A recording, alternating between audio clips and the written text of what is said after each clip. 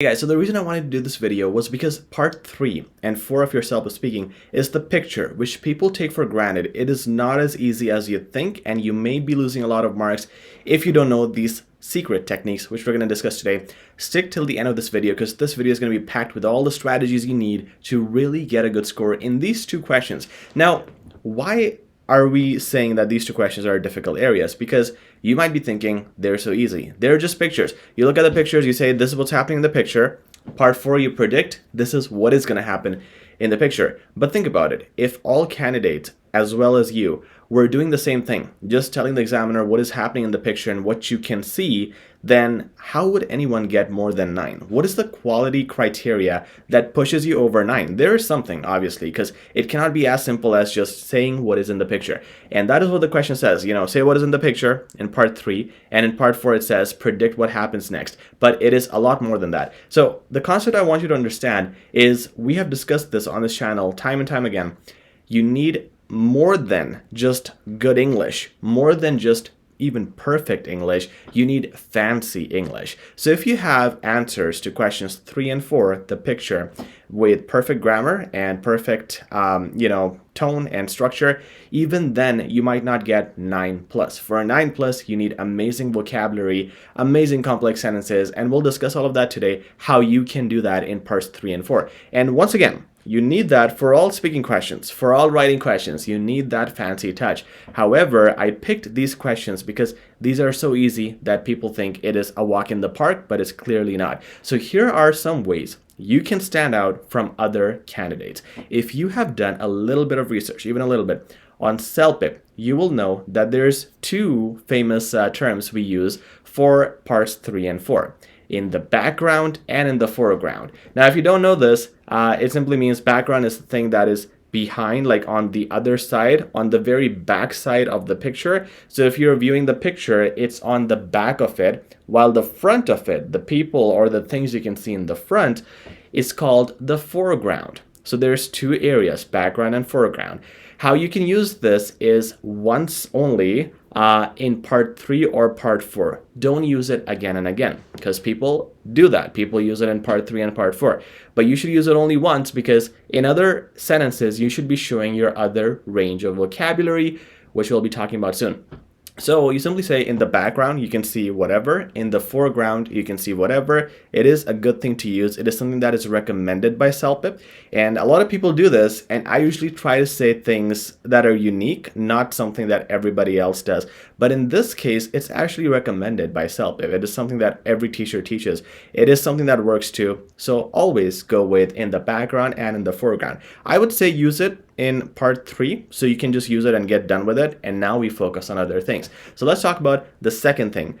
Whatever you have in the picture, sometimes it's easy to describe everything in the picture, but it is way more advisable that you focus on 3 to 4 things only as your main points of discussion. So you might have someone right in your face on the foreground doing something, someone on the left and right, and someone on the back. 4 people, let's say, doing important stuff that you want to describe. You have just 1 minute to answer parts 3 and part 4. You cannot talk about everything. If there's 7 to 8 events going on in the picture, you cannot talk about everything. So pick 3 to 4 things that you feel are essential, and you have to pick them in the preparation time. These are the things you will explain in more detail. Everything that is left in the last amount of time, you will simply say, while everything else is whatever. So you can say, for example, describe a scene at a parking lot. So this person is parking the car, this person is paying the ticket, whatever. At the end, you say, everything else looks like a normal scene that you would experience in a parking lot anyway. Okay? If it's a party, you would say, everybody else seems to be having a great time. So you would generally sum up everybody else, but the 3 to 4 people you have in front of you would go in more detail. That's all you can do in 1 minute. The other thing, tip number 3 is conjunction. So it's very important, remember this, it's very important for parts 3 and 4 to use conjunctions, because what I see a lot of people use is I can see this, I can see this, I can see this in part 3.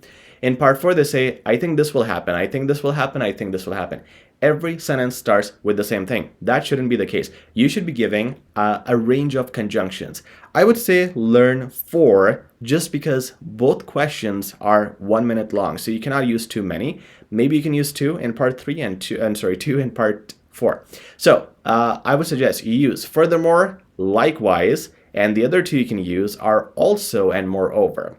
These are just very easy to come off from the tongue, and hence I recommend them. Furthermore, likewise, moreover, and also.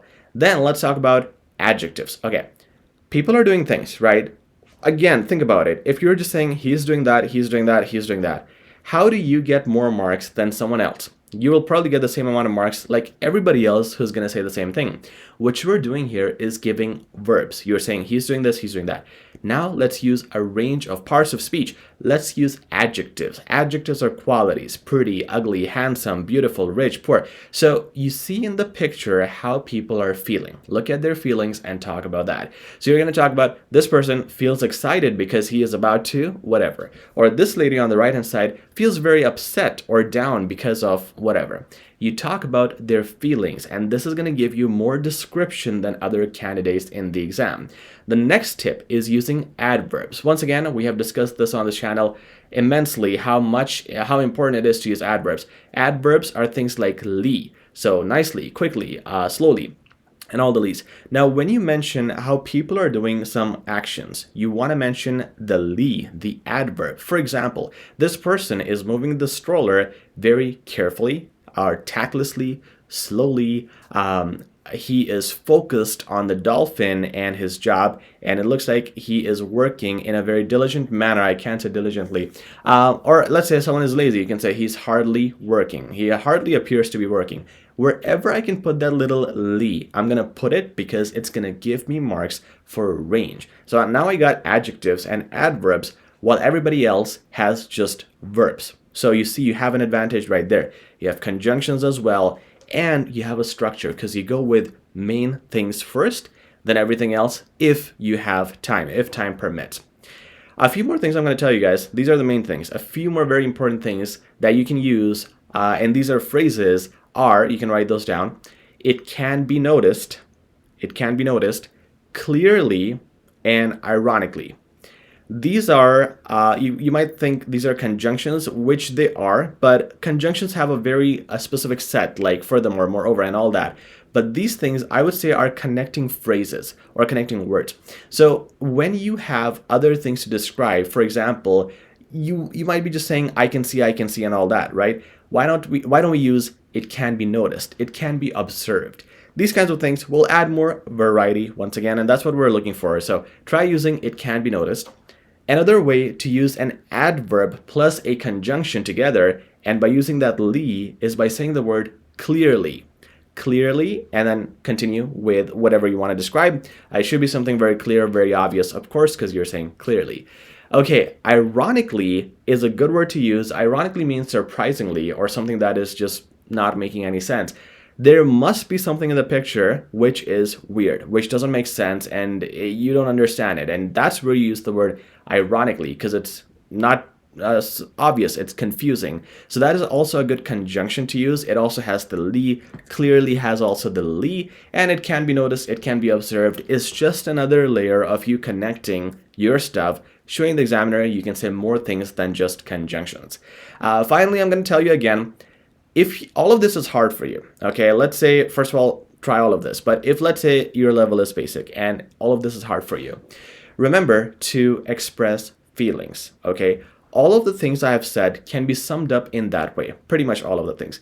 So if you look at the picture and once again you're saying this might happen next, this might happen next, and so on, think about the feelings. This might happen next because this guy is frustrated and he's going to try everything he can to quickly move forward in the traffic. You see what I mean? So now instead of me just saying he's going to move in the traffic quick, I'm saying feelings. I'm looking at his face. I'm giving descriptions of how he feels. And automatically, I'm using my adverbs quickly. And I'm saying my adjectives, frustrated. So when you try to dive more into their feelings, words will come out automatically. That will give you those range of words and phrases you need. However, if you can focus on those specifically, remember the things we discussed are mention the background and foreground, then mention the main things first, and then the other things. Main things are 3 to 4 things.